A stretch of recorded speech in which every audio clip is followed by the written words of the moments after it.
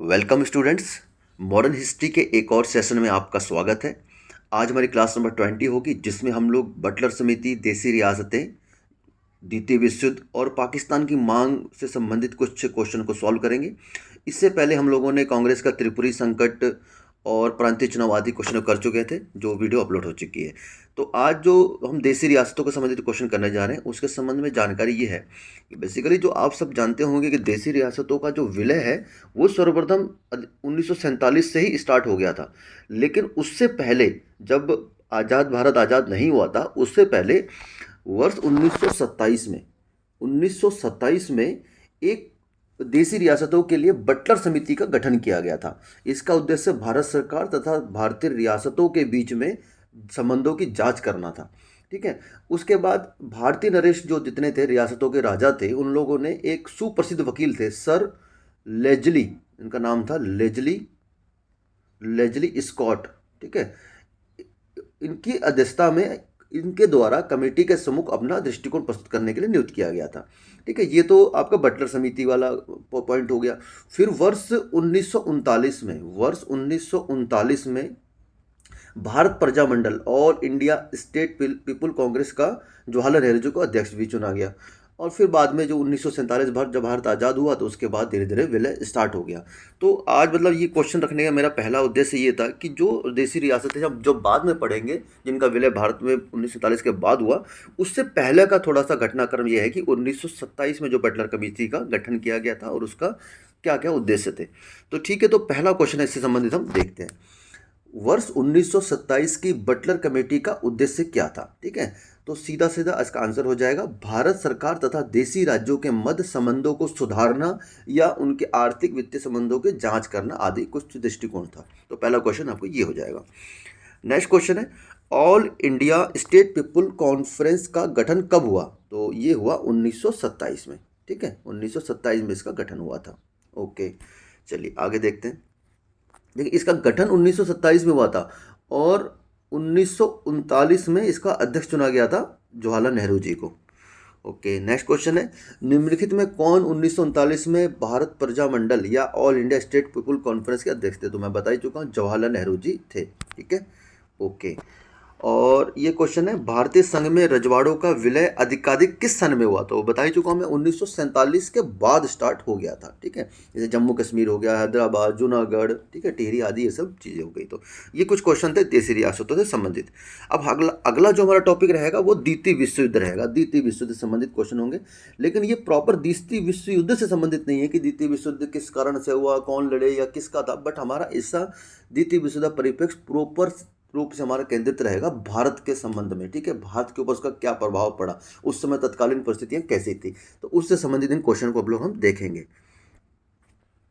वर्ष 1939 में जब द्वितीय विश्व युद्ध का प्रारंभ हो चुका था, उस समय कांग्रेस जो मंत्रिमंडल था, जो आपके 8 राज्यों में था, उन्होंने अंग्रेजों के समक्ष ये प्रस्ताव रखा कि अगर आप हमारे को अगर हमने भारतीय सेना को अगर युद्ध में शामिल करना है, तो हमें पूर्ण स्वतंत्रता के पहले आपको घोषित करना पड़ेगा, तभी हम इसको शामिल करेंगो। लेकिन लॉर्ड लिनिथगो थे उस समय वायसराय, उन्होंने बिना किसी सहमति के सीधा 3 लाख सैनिकों को युद्ध में झोंक दिया। तो इस सब से नाराज होकर सारे कांग्रेस के मंत्रिमंडल ने 1 सितंबर 1939 को इस्तीफा दे दिया था और 1939 को जर्मनी के पोलैंड पर आक्रमण के साथ ये द्वितीय विश्व युद्ध प्रारंभ हो गया था। और इस समय विंस्टन चर्चिल थे द्वितीय विश्व युद्ध में जब ब्रिटेन के प्रधानमंत्री थे, और यह युद्ध चला 1939 से 1945 तक। ठीक है। इस युद्ध में के दौरान बहुत सारे घटना चक्र हुए। ठीक है। और इसी के में हम जो द्वितीय विश्व युद्ध घटना चक्र है, इसी बीच में हम लोग चीज़ों को देखते हैं कि भारत के संबंध में इसका क्या प्रभाव पड़ा।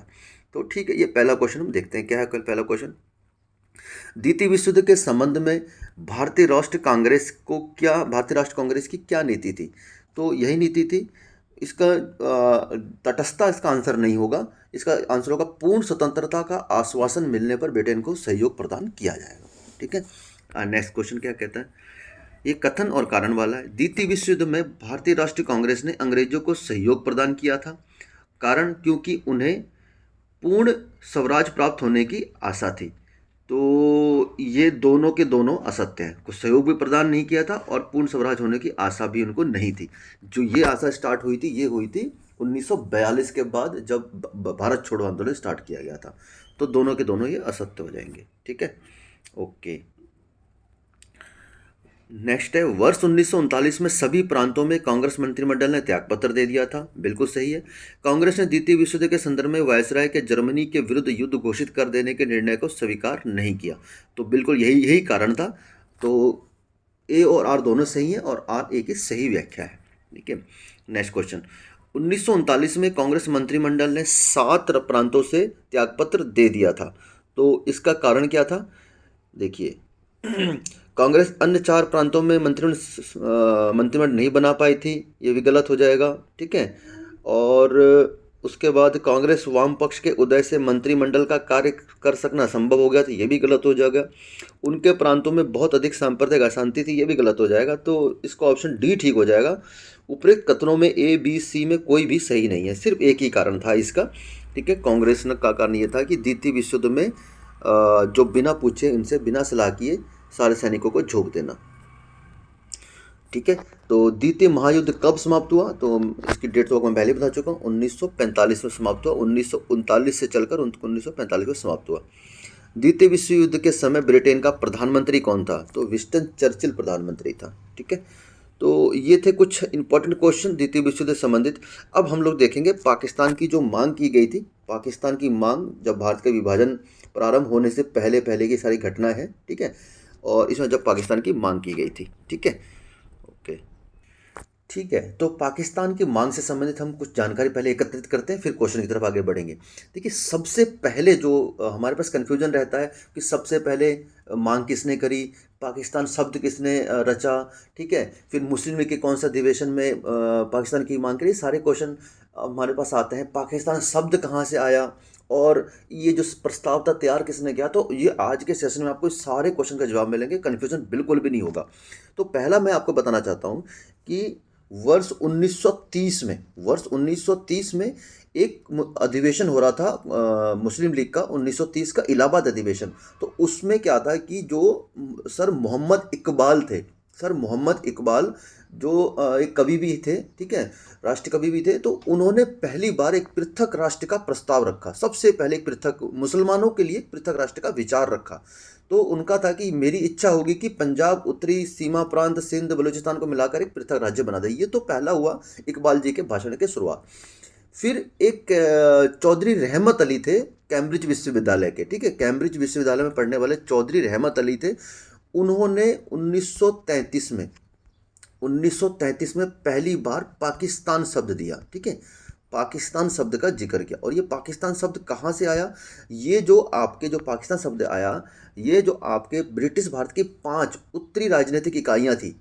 उत्तरी राजनीतिक इकाइयाँ थी, ब्रिटिश भारत की 5 उत्तरी राजनीतिक इकाइयाँ थी, जो थी पंजाब। ठीक है, ओके, पंजाब, मैं जल्दी जल्दी लिख देता हूँ। पंजाब, सेकंड थी नॉर्थ वेस्ट फ्रंटियर प्रोविंस। ठीक है, तो मैं फ्रंटियर प्रोविंस लिख देता हूँ, नॉर्थ वेस्ट फ्रंटियर प्रोविंस। ठीक है, ये दूसरी थी। ओके, और तीसरी थी कश्मीर। ठीक, कश्मीर। फिर चौथी थी सिंध, और फिर बलूचिस्तान। ठीक है, ये मैंने लिख दिया। तो ये जो 5 ब्रिटिश भारत की राजनीतिक इकाई थी, इनके अंग्रेजी नामों के प्रथम अक्षरों को मिलाकर पाकिस्तान शब्द बनाया गया। प और ये लेकर तो उन्होंने पा ले लिया, क इससे ले लिया, सौ इससे ले लिया, स्तान यहाँ से ले लिया, तो ये बन गया पाकिस्तान। तो ये जो था इनका, जो रहमत अली ने जो एक सर्वप्रथम प्रयोग जो किया था, एक पैम्पलेट में किया था, उसका नाम था नाउ और never, are we to live और पेरिस फॉर एवर। ठीक है, तो इस पैम्पलेट के माध्यम से इसका जिक्र आया। फिर क्या हुआ, फिर ये चीज़ आगे बढ़ती गई। फिर 1940 में मुस्लिम लीग का लाहौर अधिवेशन हुआ था।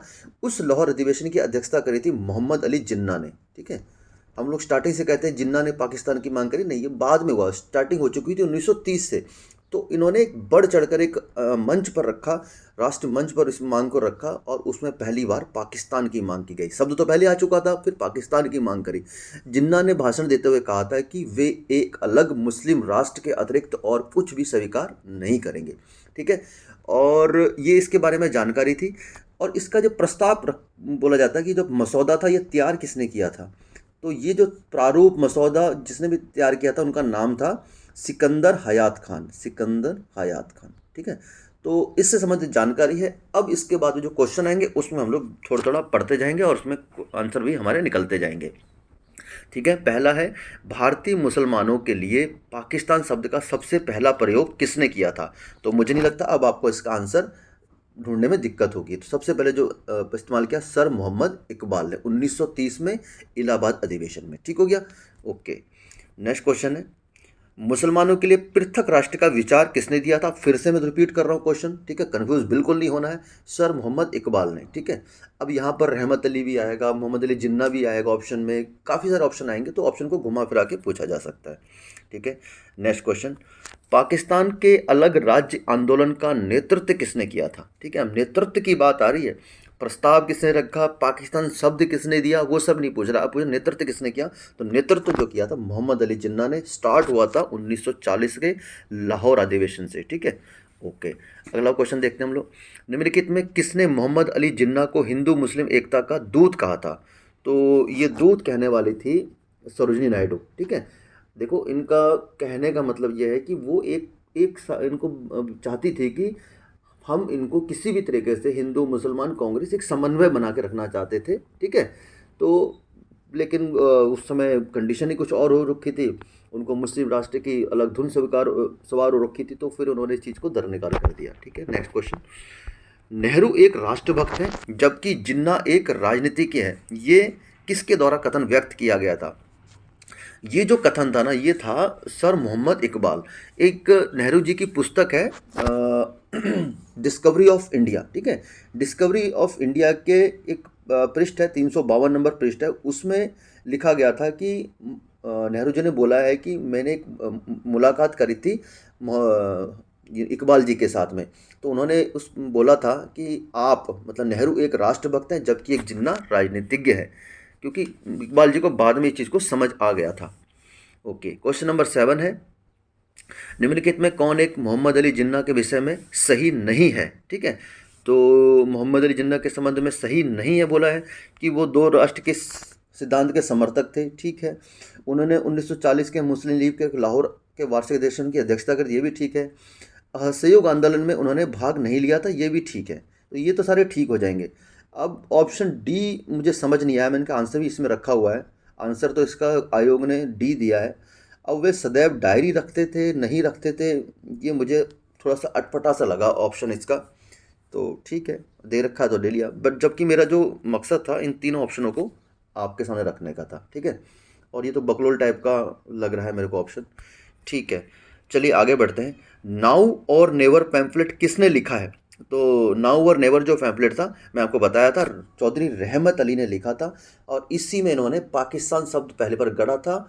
उत्तर सीमा प्रांत के जो 5 प्रांत थे, उत्तर सीमा के राजनीतिक प्रांत थे, उनमें को पहला उनका अंग्रेजी के अक्षर को मिलाकर उन्होंने पाकिस्तान शब्द की रचना करी थी। ठीक है, नेक्स्ट क्वेश्चन है, मुस्लिम लीग द्वारा पाकिस्तान की स्थापना की मांग करने वाला प्रस्ताव कब पारित किया गया था? तो ये आपको पता ही है, 1940 में पारित किया गया था। ओके, नेक्स्ट क्वेश्चन, पाकिस्तान प्रस्ताव की रूपरेखा किसने तैयार की थी? तो मैं इसको आपको बता ही चुका हूँ, इसकी रूपरेखा तैयार करी थी सिकंदर हयात खान ने, सिकंदर हयात खान। ओके, नेक्स्ट क्वेश्चन, वह कौन सी तिथि थी जब मुस्लिम लीग ने पाकिस्तान दिवस मनाया था? ठीक है, तो जो पाकिस्तान दिवस मनाया था वो था 23 मार्च 1939 को। ठीक है, 23 मार्च 1939 को पाकिस्तान दिवस मनाया था। एक डेट आती है 22 दिसंबर 1939, ये आपको देखा होगा आपने, जब कांग्रेस मंत्रिमंडल ने इस्तीफा दे दिया था तो उन्होंने मुक्ति दिवस मनाया था मुस्लिम लीग ने। ओके, मुस्लिम लीग के लाहौर अधिवेशन 1940 की अध्यक्षता किसने करी थी? तो मोहम्मद अली जिन्ना ने करी थी।